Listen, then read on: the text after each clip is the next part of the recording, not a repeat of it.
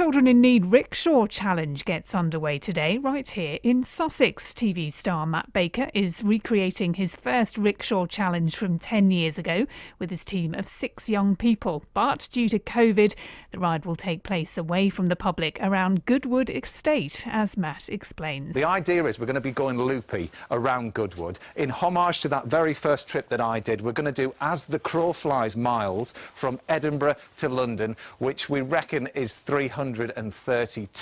So that's the idea. We're just going to be there for 8 days and I cannot wait.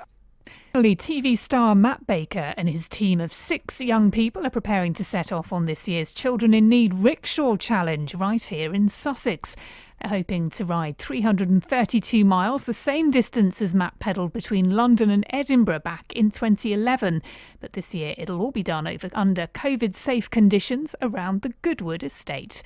BBC Radio Sussex, 5 minutes past 9. Matt's coming up in a few minutes, live from Goodwood. And last time I saw him, he arrived at the Brighton Palace Pier at the end of one of the rickshaw days, and it was wet and it was cold. It's one of those nights on the seafront that you don't want to be on the seafront. And he was brilliant. He stopped and chatted to everybody who turned out to see him. It was great. He's always got a smile, hasn't he? He always has. Lifts the spirits. So he's coming up very shortly. Go live now to Matt Baker, who's undertaking this year's BBC Children in Need Rickshaw Challenge and doing it all around the Goodwood Estate in Sussex. Matt, good morning. Good morning, Danny. What a lovely morning it is to be preparing for an epic cycle in one place. What's going on? Listen, we'll get to Goodwood in a second. Just tell us that first challenge you did that on your own, if I remember rightly. Is that right? I did, yeah. So this year marks 10 years, and what we're doing is we're going to be cycling 332 miles, which is basically a kind of as the crow flies distance from Edinburgh to London, which is, I did the Edinburgh to London in that very first year, and it was, to be honest with you, we never really knew what this thing was going to turn out to be, and it was always just going to be me kind of jumping on a rickshaw and sort of taking fares to raise money. That was the whole kind of idea in that initial year.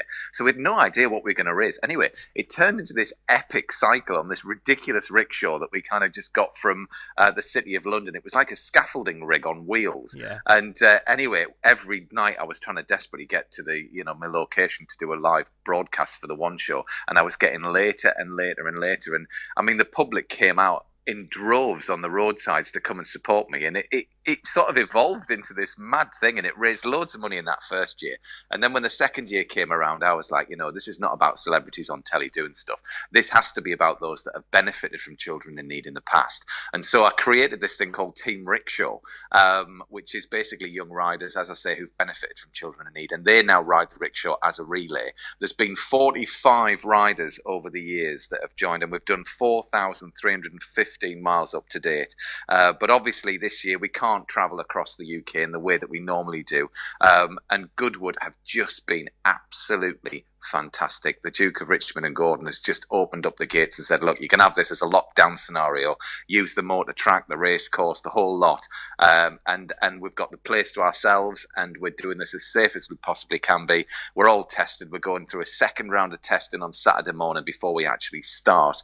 And then, 332 miles later, hopefully we'll be crossing the finish line. Okay, that's a good chance for us to meet now this year's 6 teammates. So let's have a little listen about them.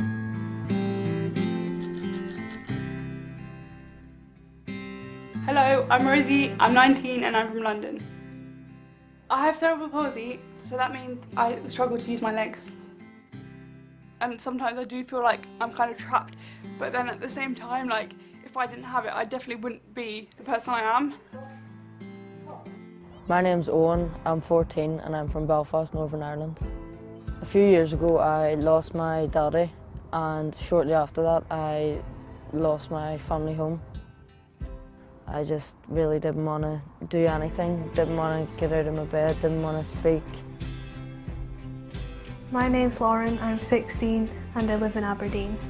I have Turner syndrome, bone dysplasia and dwarfism, and I've had 12 operations. I'm always in pain and it's just all I've ever known. Because of my operations I have missed out on social activities. It has made making friends very difficult. It's made me feel very lonely and like I don't fit in. I'm doing the Rickshaw Challenge because Children in Need helps people like me really excel in life, and I want to prove to myself that I can take on a challenge like this. And I'm also doing it to show other people that despite having a disability, you can still pursue your dreams and do what you want to do. I know it's going to be a challenge, but I think it'll be really rewarding. I want to be able to meet new friends. I'm getting to know my teammates and they're all friendly people. The thing I'm going to bring to the rickshaw is my energy and positivity, and hopefully a few jokes along the way. Rosie stands out for me because she's very funny and outgoing. I'm not worried about having to do the cycling because I've been training hard. I think the hills I will find difficult, but I know I'll push through. I didn't think that I would ever get an opportunity like this. Can't believe that it's happening. Yeah, I'm very excited for the Rickshaw Challenge. I can't wait. I'm very excited. It'll be so nice. It's like a family. I think I will feel physically exhausted, but mentally happy and relieved. Oh, that's a good thing to be. Can you give us an idea, Matt, in the past with some of your team members, what doing the challenge has given them? Do you know, it's incredible actually at the start of the challenge, and when you see them at the finish, the way that they've grown in confidence. You just heard some of the riders there talking about what their hopes are because of what they've seen other riders go through. And, you know, what we sort of do in a week is nothing in comparison to the challenges that they've already been through in their lives. But what they do is they sort of talk to me and they tell their stories through me that the One Show viewers get to hear. And to be honest with you, when they talk to somebody that's not connected and is interested and is, you know, full of wonder in how they actually manage to get through, they just seem to be growing in confidence throughout the whole challenge. And obviously it's difficult and there's a lot of riding and this, that and the other, but it's almost like a weird type of therapy that they seem to go through. And when their relatives watch what they do and they see them achieving, and I don't want to say that they've wrapped them in cotton wool in their lives because they haven't done, they've done what they think is best from a parent's perspective. But when they see their child do something that they probably would never have imagined they could do, it's almost as if their relatives kind of see them in a different light and they get to grow. They're in this point in their lives where they're almost reaching adulthood, and it kind of sends them off on this trajectory. And now, you know, as I said, it's a very exclusive club. There's been 45 riders in all. We all keep in touch.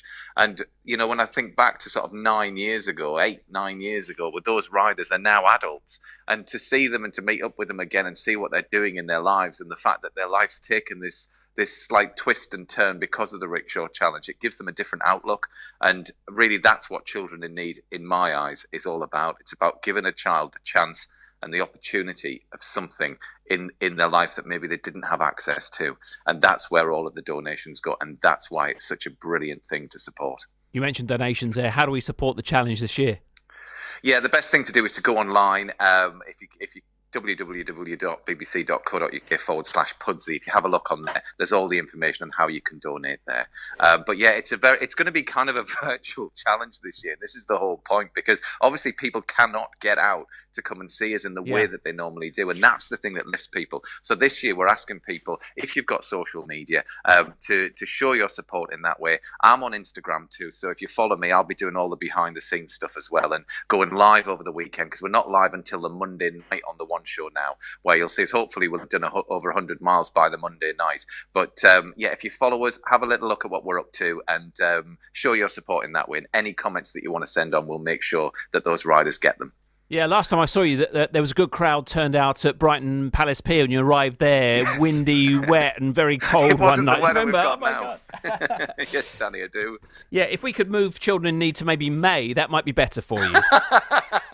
Do you know, the weather's part of the character of the Rickshaw Challenge, and weirdly, when it rains and it's more brutal, that's when it really comes home and hammers home to those donators. So, you know, if you can listen, it's such a difficult year to be asking for donations, obviously, but we're happy to receive what anybody is prepared to give us, and you know, a little bit of generosity, and we are more than happy to accept that. So, thank you in advance if you are going to donate, and if you have donated in the past, it means a great deal that we're now here in year 10. So, thank thank you. Yeah, and you do have a glorious landscape to play with and cycle round, whether it's going up. It's quite a long hill up to the racecourse, by the way.